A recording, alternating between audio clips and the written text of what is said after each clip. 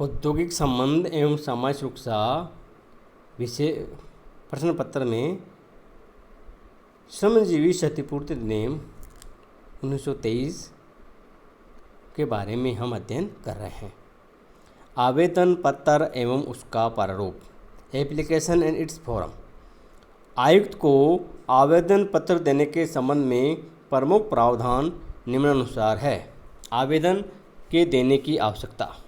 किसी भी आयुक्त को आवेदन पत्र तभी दिया जा सकेगा जबकि आश्रितों को क्षतिपूर्ति का दावा करना हो तथा आश्रितों के बीच ऐसा कोई मामला उत्पन्न हो गया हो जिसका वे ठहराव द्वारा निपटारा करने में असमर्थ रहे हो। निर्धारित प्रारूप में आयुक्त को किया जाने वाला आवेदन निर्धारित प्रारूप में ही होगा, किंतु किसी भी आवेदन पत्र को केवल इसलिए फेंका नहीं जा सकता है कि वह निर्धारित प्रारूप में नहीं है। न्यायालय का मानना है कि आवेदन पत्र निर्धारित प्रारूप में न होना एक अनियमितता है, न कि अवैधता। अतः ऐसी अनियमितता को बाद में ठीक भी किया जा सकता है। ये MB&G engineering factory versus Bahadur Singh all India reporter 1955 82 के मामले के आधार पर। फीस। आवेदन पत्र के साथ उसकी निर्धारित फीस भी चुकानी होती है। आवेदन पत्र की विषय वस्तु।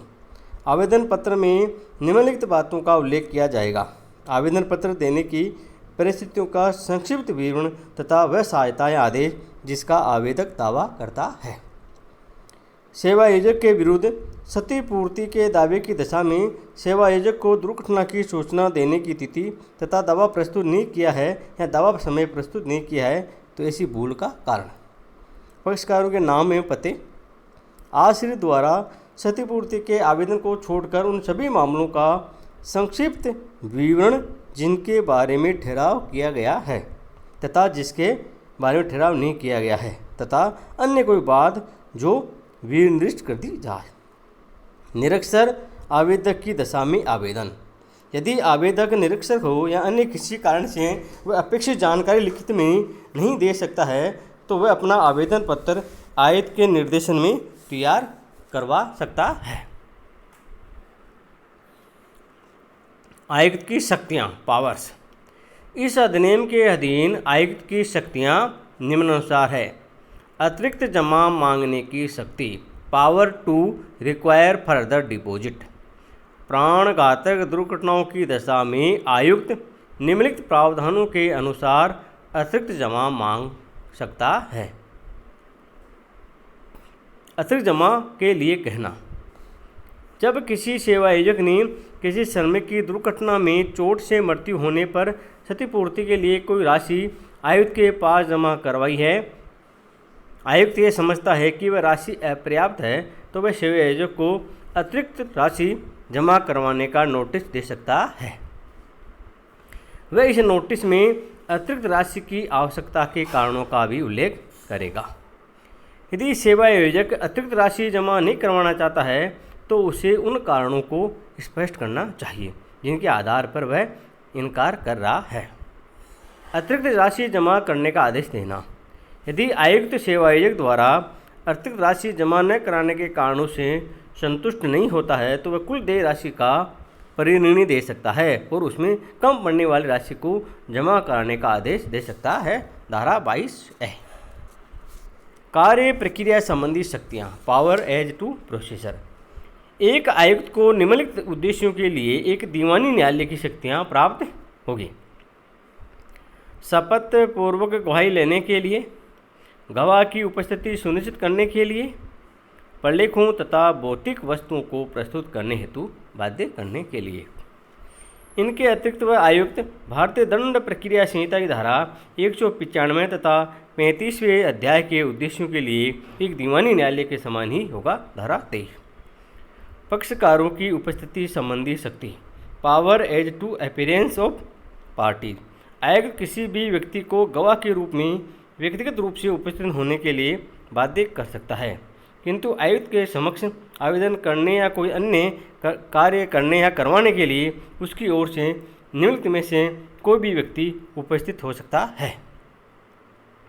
पक्षकार का वकील अथवा बीमा कंपनी का कोई भी अधिकारी अथवा पंजीकृत समसंघ का कोई अधिकारी अथवा कारखाना अधिनियम के अंतर्गत नियुक्त कोई निरीक्षक अथवा खान अधिनियम के अंतर्गत नियुक्त निरीक्षक अथवा सरकार द्वारा इस संबंध में विनिर्दिष्ट कोई भी अधिकारी जिसे उस व्यक्ति द्वारा हस्तगत किया गया है अथवा आयुक्त की अनुमति से संबंधित व्यक्ति द्वारा अधिकृत कोई व्यक्ति।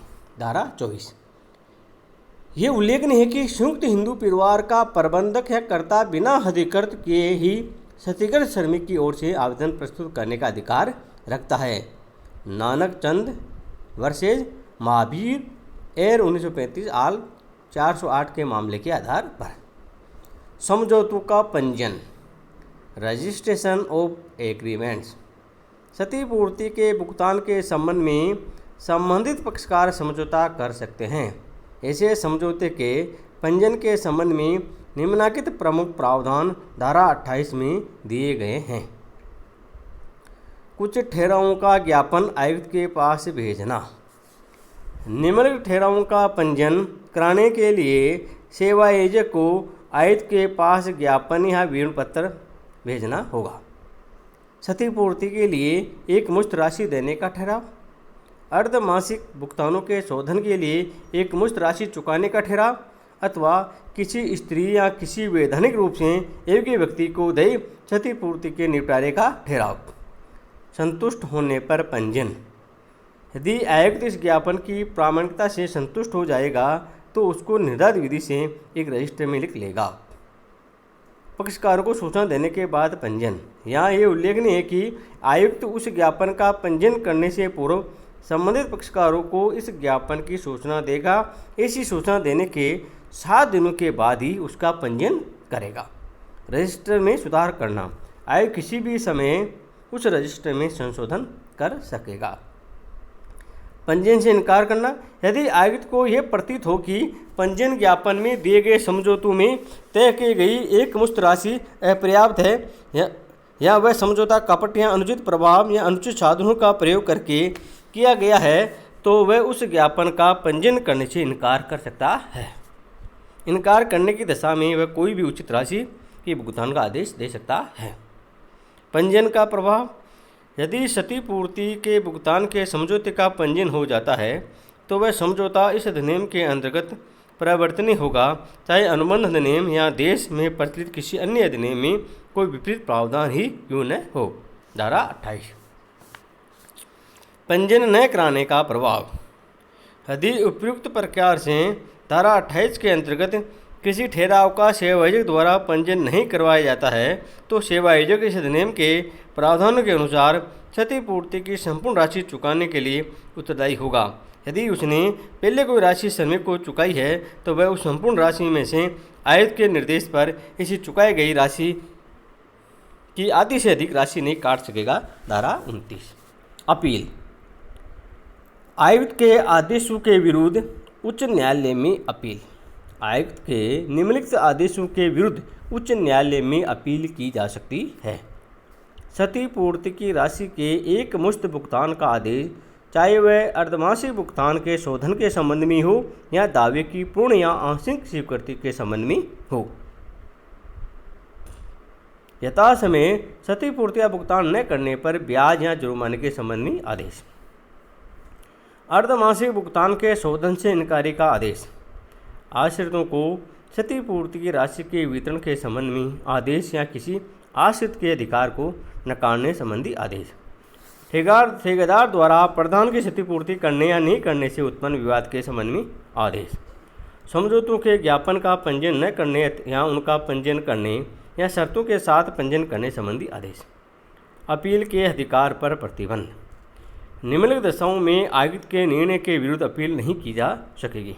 यदि अपील में कोई कानूनी मामला या प्रश्न न उठाया गया हो, उस आदेश के विरुद्ध जिसमें अर्धमासिक भुगतान के शोधन की एक मुश्त राशि कम से कम 300 रुपये न हो।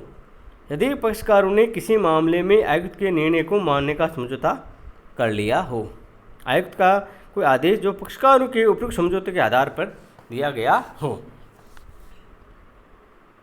क्षतिपूर्ति की राशि के एक मुश्त भुगतान के समझौते के विरुद्ध कोई ऐसी अपील जिसमें आयुक्त का ये प्रमाण भी संलग्न हो कि अपीलार्थी ने आयुक्त के उस आदेश के अनुसार अतिरिक्त राशि जमा करवा दी है जिसके विरुद्ध अपील की गई है, यदि अपील आदेश के 60 दिनों में प्रस्तुत नहीं की जाती है। उल्लेखनीय है कि इस धारा के अधीन अपील के संबंध में भारतीय परिसमन अधिनियम की धारा 5 लागू नहीं होगी। धारा 30, अपील का निर्णय होने तक कुछ भुगतान को रोकना। जब किसी सेवा आयोजक ने धारा 30 के अंतर्गत कोई अपील की है और आयुक्त यदि उचित समझे अथवा यदि न्यायालय निर्देश दे तो अपील का निर्णय होने तक उसके पास जमा धन के भुगतान को रोक कर रख सकता है। धारा 30A, बकाया धनराशि की वसूली, रिकवरी ऑफ एरियर। आयुक्त को यह अधिकार है कि वह इस अधिनियम के अधीन देय क्षतिपूर्ति की किसी भी राशि की वसूली कर सकता है और वह इस हेतु राजस्व वसूली के अधिनियम के अंतर्गत एक लोक सेवक रूप में माना जाएगा। धारा 31, नियम बनाने की शक्ति, पावर टू मेक रूल्स। राज्य सरकार को इस अधिनियम के क्रियान्वयन के लिए नियम बनाने का अधिकार है। राज्य सरकार इस अधिनियम में निर्धारित कुछ विषयों के संबंध में नियम बना सकती है, किंतु उनका इस अधिनियम के किसी विशेष या सामान्य प्रावधान पर कोई प्रतिकूल प्रभाव नहीं पड़ना चाहिए। धारा 32, राज्य सरकारों को नियम बनाने का अधिकार इस शर्त के साथ दिया गया है कि वे इन्हीं बनाने या लागू करने से पूर्व प्रकाशित करेगी। इन्हें लागू करने के कम से कम 3 माह पूर्व इनका राजपत्र में अधिसूचना द्वारा प्रकाशन किया जाएगा। ऐसे बनाए गए नियमों का वही प्रभाव होगा मानो कि वे इस अधिनियम के अंतर्गत ही बनाए गए थे। धारा 34, अनुसूची 1, धारा 2, 1 तथा 4 भाग 1, अनुसूची का भाग 1, उन चोटों या क्षतियों की सूची जिनमें स्थायी पूर्ण अयोग्यता हुई मानी जाती है। चोट का विवरण है, फिर उसकी आय कमाने की क्षमता में कमी का प्रतिशत, दोनों हाथों की हानि या ऊंचे स्थानों पर से हाथों का विच्छेदन या कटना, एक हाथ और एक पैर की हानि, या निचली टांग या जांघ से दोहरा अंग विच्छेदन या टांग या जांघ से होकर एक और का अंग विच्छेदन और दूसरी पैर की हानि, या दृष्टि या आंखों की ऐसी हानि के दावेदार श्रमिक ऐसा कोई कार्य करने के योग्य हो जाता है जिसमें देखने शक्ति अनिवार्य है। चेहरे का अत्यधिक गंभीर रूप से विकृत होना, पूर्ण बहरापन, इनमें आय कमाने की क्षमता में कमी 100% होती है। भाग 2, उन चोटों क्षतियों सूची जिनमें स्थायी आंशिक अयोग्यता उत्पन्न हुई मानी जाती है। अंग विच्छेदन के मामले, भुजाओं के ऊपर के अंग, खंधे के जोड़ से विच्छेदन 90% कमी, यानी आय कमाने की क्षमता में कमी का प्रतिशत।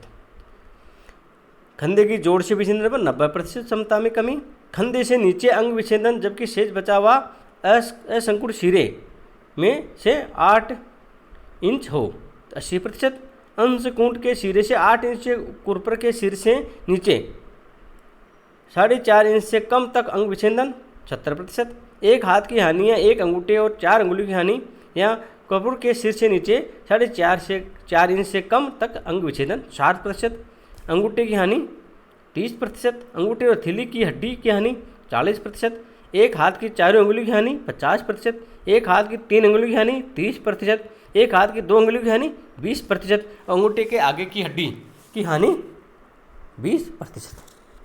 अंग विच्छेदन के मामले, भुजा के नीचे के अंग, दोनों पैरों कट जाना जिसके फलस्वरूप नीचे ठूंठ रह गए हो तो 90% क्षमता में आय कमाने की कम होती है।